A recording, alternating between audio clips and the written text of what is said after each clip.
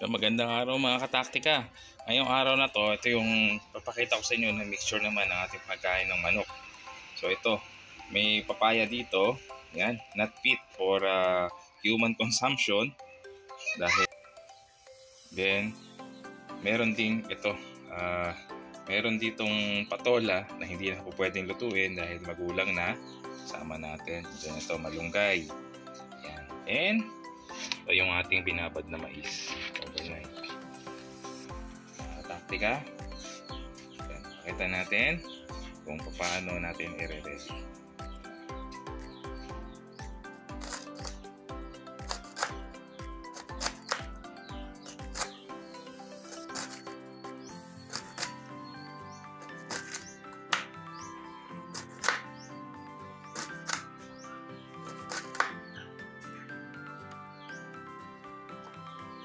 Maririnig nyo mga kataktika, lumalaban na talaga siya. Bunat na.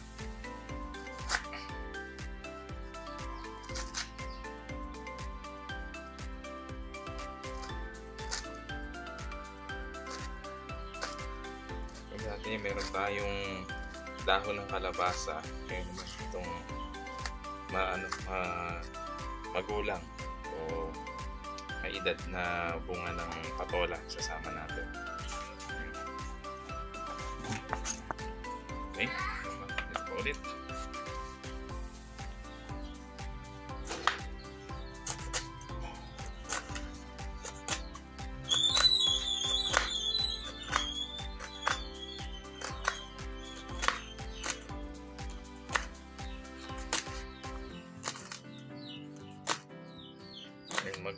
Ano tayo mga kataktika, papalit tayo ng binhi ng patola.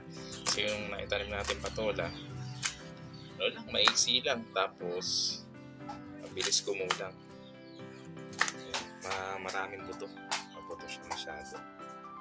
Pero at least naka-harvest na rin tayo. So ito nga, dahil magulang na, kaya ano naman natin.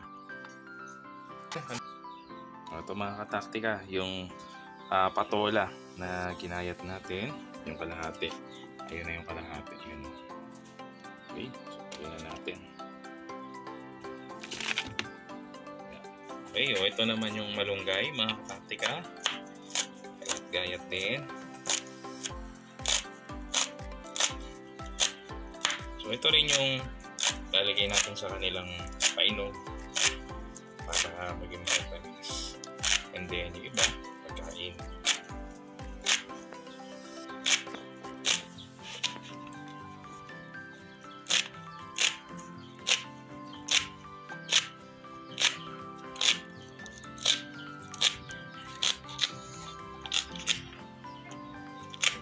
Alam naman natin na talagang ang malunggay ay masustansya. Masustansya at maraming vitamina. At talagang malaki ang naitutulong sa kalusugan ng tao. Ganyan din sa mga alagang hayop natin.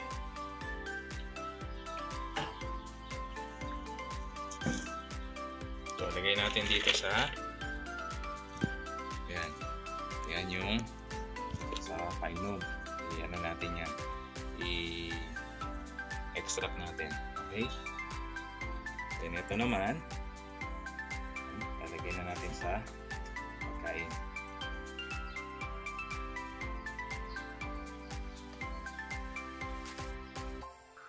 Ito, makita natin hindi siya talaga maganda na. Ayan, meron siyang ganyan sa loob.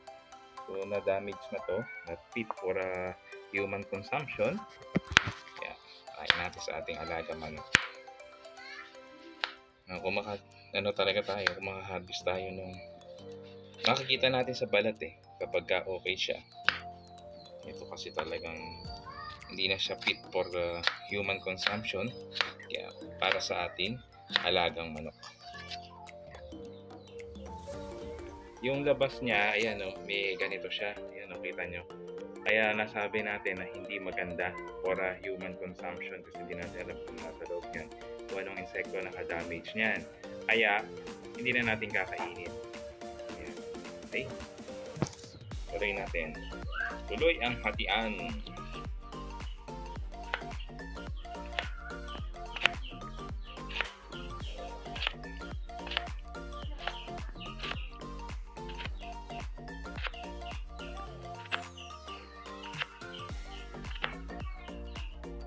Since nga wala naman tayo nilalagay na insecticide o pesticide sa mga halaman natin, ganun talaga nangyayari.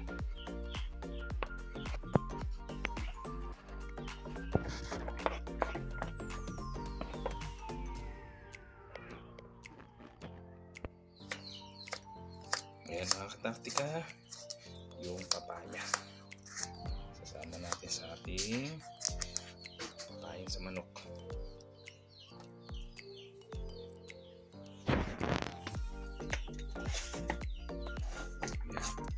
Papaya, patola, saka yung malunggay. Meron din tayo ditong balat ng carrots. Gawin natin.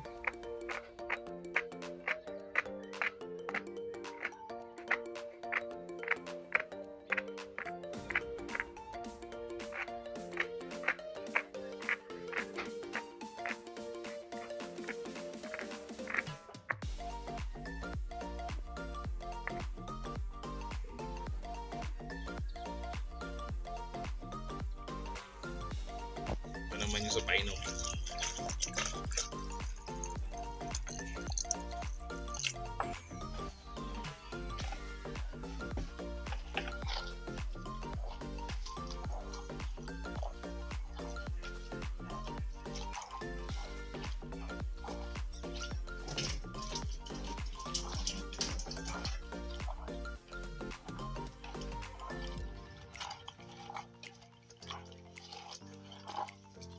Malunggay extract. Okay, pagka kumulay na, okay na yung mga taktika.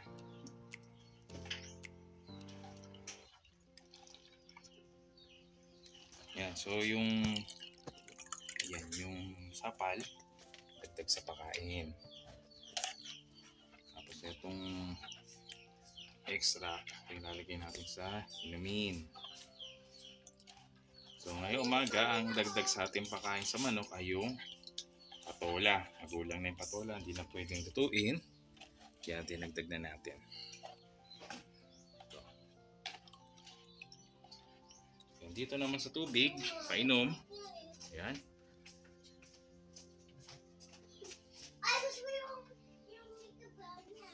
Ayan. Pagka kumulay na siya, nag-iba na yung kulay, okay na yan. Ayan mga kataktika, nag-light green na siya. Okay? So ito namang natira, lalagay natin dito. Yan, yun yung pang binder din sa ating pakain sa manok. Tara, kain tayo manok. Ito yung mixture natin. So nag-mix na tayo nung darak mais. Ayan, darak palay, mais, at saka bayuto. Lagyan natin na.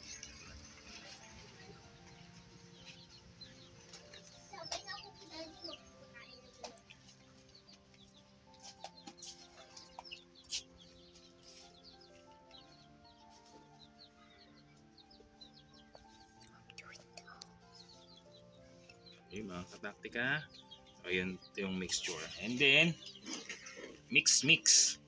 Meron niya umuuso ngayon, mikos. Ito mix. So narito na yung malunggay, patola, papaya, yung balat din ng carrots.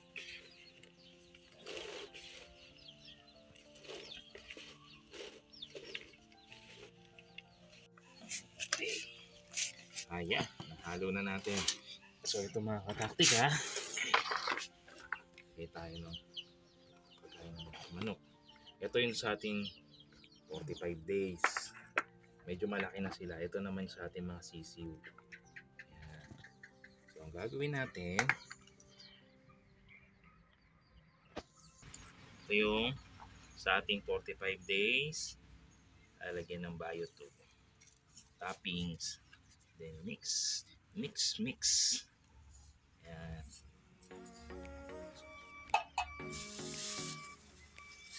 Naman yung sa ating mga sisiw na silky, dahil bata pa sila, lalagay natin bayuan. Pero meron na siyang mixture ng mga vegetables. Patola, malunggay, at papaya. Daon ng carrots. Balat ng carrots. Okay. Tara, bigay na natin ito mga kataktika. So ito yung ating mga sisiw. Okay. So, feeding time. Naman sa 45 days. Okay, bigay na natin. Oops. Ayan. Wala kasi. Naghihintay. Okay. Feeding time. Bigay na natin yung iba.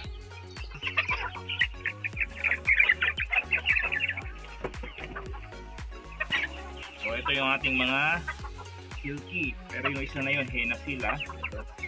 Yung cookies and cream. Ito. Yan. Cookies and cream, henna sila yan.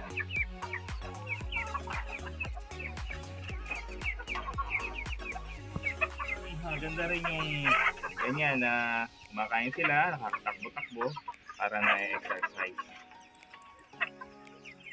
Ito na yan. Yung henna sila natin. Ayan, dalawang henna seal. Whoops! Feeding time.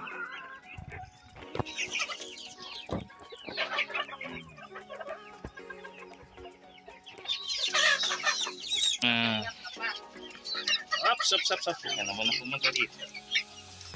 Okay, yan sila.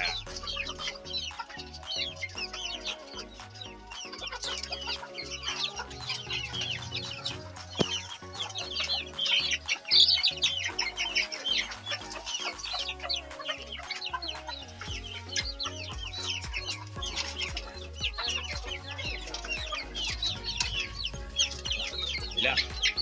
Ito yung mga maliit nating henna seal.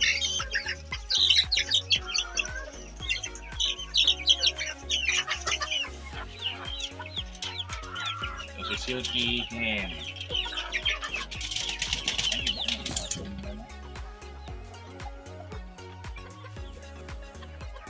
Okay. Naman si henna seal. Henna seal natin na palisain.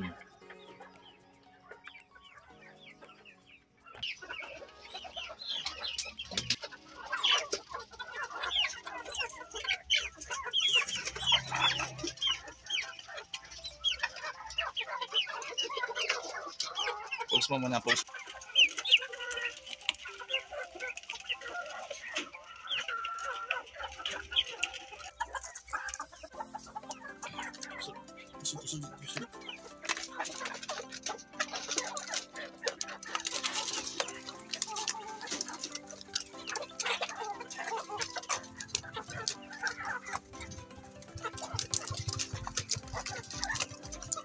Okay, ito, henna seal. Ito yung mga first batch ng henna seal natin. Feeding time.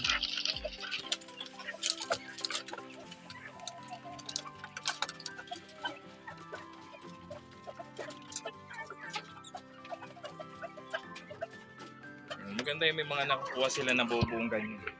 Tapos tatakbo-takbo nila, yun ang nature nila.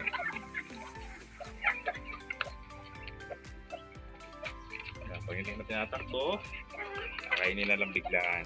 So yan, mayroong patola, papaya, malunggay, balat ng carrots.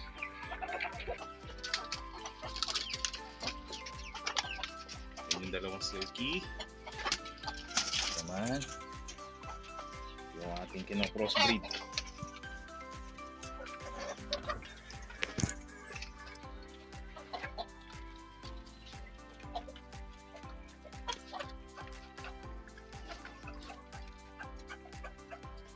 Ito yung malaking rooster natin.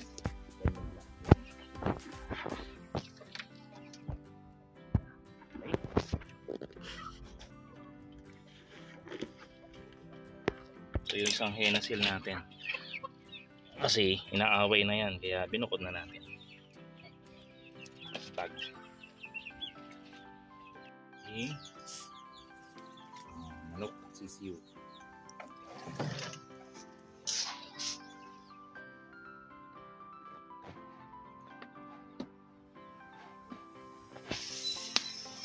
Yan mga kataktika. Okay, bigyan na natin. Ito na, water time. So yan, ganyan yung formulation natin sa ating mga alagang manok. Sa Silky, Henna Seal, Crossbreed, at saka sa ating mga 45 days. And don't forget to like, share, and subscribe.